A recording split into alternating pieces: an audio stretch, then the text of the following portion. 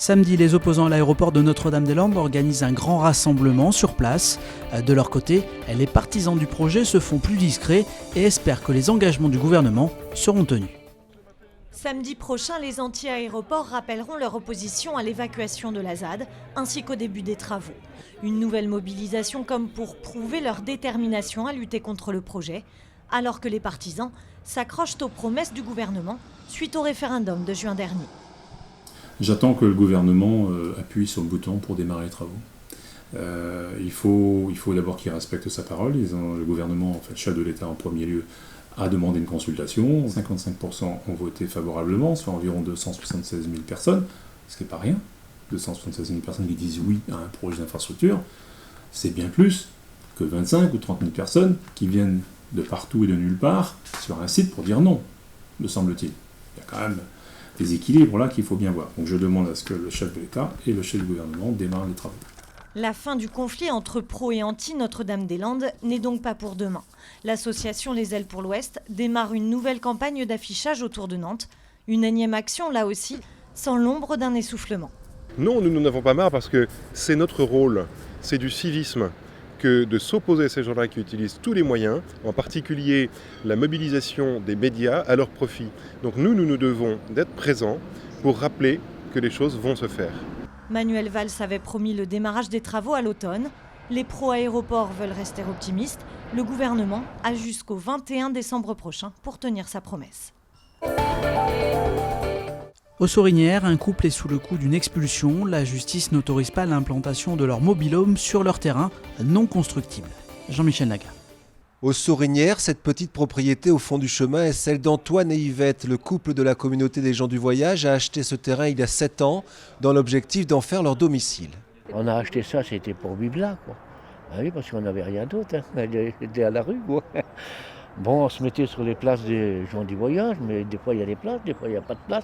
Il y a 2 ans, toute la famille s'est donc installée ici, malgré l'illégalité, car ce terrain, situé à moins de 100 mètres du périphérique, est non constructible. Interdiction de s'y installer au-delà de 3 mois. La justice leur demande donc aujourd'hui d'évacuer les caravanes et le mobil-home.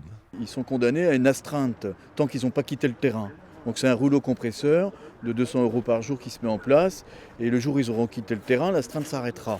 Sauf qu'aujourd'hui, au vu de leur grand âge et au vu de leur état de santé, on ne sait pas très bien où aller. Et comme disait Antoine, je ne vais pas retourner à la rue. Pour les associations de soutien, il y a 2 solutions. Changer la nature du terrain et permettre de s'y installer, ou avoir un autre terrain en échange. La ville, elle, ne l'entend pas de cette oreille. On ne peut pas faire n'importe quoi. Celui qui veut faire, par exemple, une petite maison dans le fond de son jardin pour accueillir des étudiants, il est soumis à des règles de construction, d'autorisation, de dépôt de permis, etc. Eux, c'est pareil. On ne peut pas faire ce qu'on veut sur un terrain sous prétexte qu'on l'a acheté. Comme Antoine et Yvette, cette situation concernerait une quinzaine de familles de gens du voyage dans l'agglomération nantaise. Leurs dossiers ont été transmis à Nantes Métropole. Ça ne vous a pas échappé, l'arrière-saison a été particulièrement douce et ensoleillée en Loire-Atlantique. Un été indien qui a redonné le sourire aux professionnels du tourisme, notamment sur la côte de Jade. Jean-Michel Naga. En octobre, à Pornic, il y a le ciel, le soleil, la mer, des plages désertes et le silence. Il y a un petit peu de monde de temps en temps le week-end, mais sinon, dans la semaine, ça va, hein. Donc on peut profiter du calme, du soleil, prendre de l'énergie. Le flot des touristes est parti avec la chaleur. Après 3 mois de saison, les Porniquais reprennent possession de leur littoral. On est des privilégiés sur toute l'année. On a quand même 9 mois pour se ressourcer de ces 3 mois. Tranquille sans touristes. Tranquille sans touristes, pendant 9 mois. Bien sûr, il reste encore quelques camping-cars. En arrière-saison, c'est bien parce qu'on est plus tranquille, on peut stationner un peu où on veut. On est moins embêtés, on nous laisse plus tranquilles. Mais la plupart des campings sont fermés. 6 mois d'arrêt pour l'entretien et les travaux nécessaires. En arrière-saison, on trouve surtout des retraités bien sûr. Et en attendant les vacances de la Toussaint, l'Office du tourisme concentre ses efforts sur les week-ends. Les 2 derniers week-ends notamment, il y avait les balades artistiques à Pornic, où les gens pouvaient déambuler dans la ville avec des plans pour découvrir des artistes peintres. Il y a aussi des concerts de musique classique, il y a eu des festivals, notamment avec des confréries sur Pornic, sur la Bernerie le week-end dernier. Donc beaucoup d'animations qui fait que effectivement les gens ont de l'activité. et se décide en fonction de la météo. Pour ce mois de septembre, les locations de vacances de dernière minute à Pornic ont augmenté de 18% par rapport à l'année dernière. Une tendance qui se confirme désormais tout au long de l'année. Après Bellevue, c'est au tour du quartier des Dervalières de faire l'objet d'un plan mêlant cadre de vie, emploi et cohésion sociale. Le projet a été présenté hier aux habitants par Nantes Métropole. Il vient en prolongement des réhabilitations d'immeubles déjà en cours depuis plusieurs mois. 3 bureaux d'études et 2 associations piloteront le projet avec l'objectif de faire participer les habitants. Pour cela, séminaires, ateliers et discussions informelles autour de photos du quartier vont être organisés à partir du 20 octobre. Au-delà de ce projet, 2017 verra le retour d'une grande surface au cœur du quartier à partir du mois d'octobre. Un vrai manque depuis la fermeture de la précédente enseigne il y a 2 ans. Par ailleurs, un EHPAD de 82 places ouvrira lui aussi en 2017 à proximité de la fabrique. Le VB Nantes ne débutera son championnat que le 22 octobre, mais en attendant, les filles de Sylvain Quinquis peaufinent leur préparation avec un groupe largement renouvelé. Benoît Valdi. Ce n'était qu'un match amical, mais il annonce un début de saison prometteur pour le VBN. Les volleyeuses nantaises se sont imposées 3-7-1 face à Évreux. Une rencontre à valeur de test pour l'équipe qui a renouvelé 50% de son effectif. On a changé la moitié de l'équipe. On a recruté des joueuses plutôt avec des profils physiques, puisqu'on a des joueuses à plus d'1m90 comme Laura Pilajamaki, la finlandaise, Roxana Baksic, Anna Koutoura. Des choix de recrutement décisifs pour les objectifs du VBN, puisque le club vise la Coupe d'Europe cette année. Après une saison 2015-2016 mitigée avec notamment leur défaite en finale de la Coupe de France, les volleyeuses ont le moral regonflé à bloc pour relever ces nouveaux défis. Louisa Ungerer, qui signe pour une 4e saison sous le maillot nantais, est confiante. Même si on n'était pas très bien au classement l'année dernière, mais je sens qu'à chaque fois j'ai progrès et tout, et voilà, et le club, l'ambiance, j'aime trop. Je crois à mon équipe, j'ai pas connu en fait toutes les joueuses, il faut une joueuse elle doit arriver encore, mais je crois à mon équipe, j'espère qu'on va faire des grosses saisons. Les choses sérieuses commenceront le 22 octobre pour le VBN, avec leur premier match de championnat face à Mulhouse.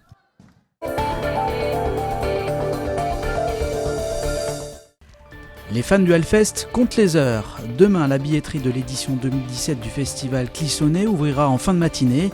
Le tout sans qu'aucune tête d'affiche n'ait été annoncée. Une fois encore, le Hellfest mise sur la fidélité de ses fans. Il ouvrira demain, donc le 6 octobre, à 11h du matin, directement sur le site internet du festival. Donc on s'attend à, je pense, à un tsunami de connexion. Beaucoup de gens sont à l'affût. Et, le festival est assez complet en moins d'une dizaine de jours l'année dernière. On espère faire mieux, on espère au moins faire la même chose, quoi. On verra bien.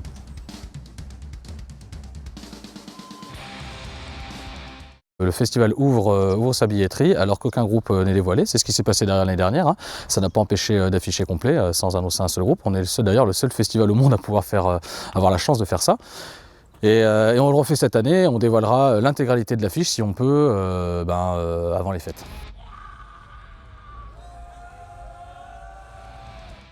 Tout le monde a l'opportunité de venir au Hellfest, donc après je pense que les gens qui sont habitués, ils nous font confiance parce qu'ils savent qu'en termes de programmation, parce qu'on parle des artistes, donc je pense qu'ils savent nous faire confiance.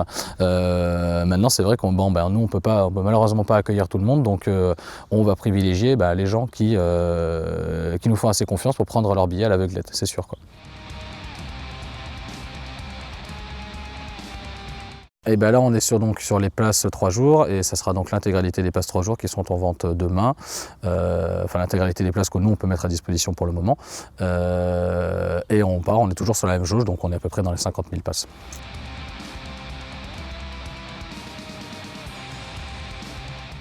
Nous ferons des places à la journée si nous sommes en mesure de le faire.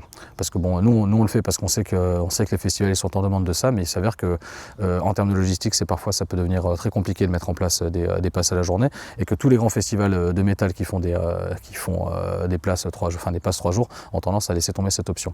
Donc pour le moment, il est encore trop tôt pour dire si on fera des passes à la journée. Normalement oui, mais je voudrais pas dire oui finalement si on dit non. Mais après les passes un jour, ça ne représente qu'un tout petit quota, quoi. La priorité est sur les passes 3 jours. quand on vient au Hellfest, on vient 3 jours. Exactement, quand tu veux manger du métal, tu es là pour en bouffer 3 jours, et c'est 3 jours dans l'année, donc si tu es trop fatigué, c'est pas fait pour toi. Alors c'est vrai qu'on a tendance à privilégier, comme on dit, les gens qui viennent manger du métal pendant 3 jours, et qui sont même, c'est parfois plus, hein, parce qu'on a même des gens qui arrivent dès le lundi, et qui commencent à s'installer, à prendre le reste tranquillement, mais c'est vrai qu'on privilégie les places 3 jours.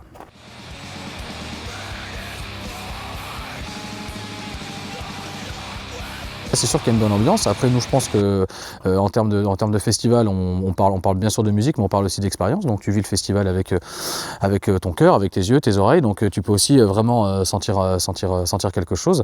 Maintenant, si tu as l'opportunité de venir au Hellfest, c'est que pour l'ambiance, c'est que avec de la chance, tu découvres, même je pense, ça me semble évident, que tu peux découvrir de la bonne musique et de la vraie musique, et que ça peut éventuellement te guider dans tes nouveaux choix musicaux. Ben, ça serait top, quoi.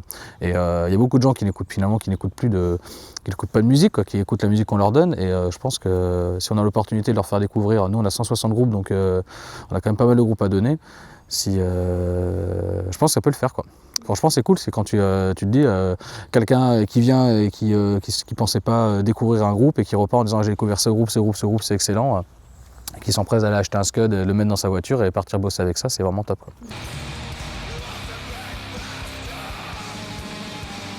Je pense que c'est déjà être à l'écoute des fans régulièrement, parce qu'on est sur une clientèle quand même qui a des besoins, qui est exigeante et qui sait ce qu'elle veut. En plus, on a la plupart du temps affaire à des passionnés, donc je pense que ça, c'est être à l'écoute, c'est la clé du succès. Et savoir aussi se remettre en question, renouveler et surprendre.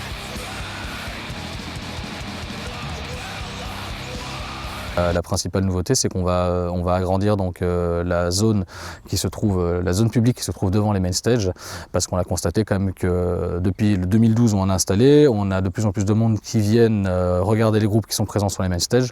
Donc on était contre un petit problème de place. Donc la plus grande nouveauté qu'on est en train de mettre en place cette année, c'est d'agrandir l'équivalent d'un terrain de foot en plus sur cette zone-là. Donc il ne s'agit pas d'agrandir la jauge publique, il s'agit d'agrandir la place. Donc là on parle vraiment de confort pour les festivaliers. Ça a été super, quoi, tu vois, cette zone-là, c'était une nouvelle zone, elle était très bien accueillie, avec l'hommage à Lémi qu'on a fait. Bien évidemment, il y a eu beaucoup de monde est venu sur le festival. En plus, c'était l'occasion pour nous d'accueillir les Allemands du groupe Rammstein, qui était un groupe qui était très attendu. Tout s'est très bien passé, je pense que tout le monde a passé un très bon moment, et puis voilà, quoi. Écoute, les retours sont plutôt très bons, hein.